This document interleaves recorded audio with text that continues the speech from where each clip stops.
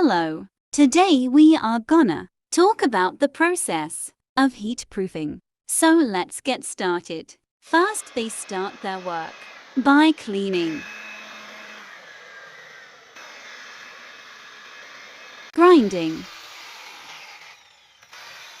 Then they fill up the cracks. Then they apply the chemical on roof with roller.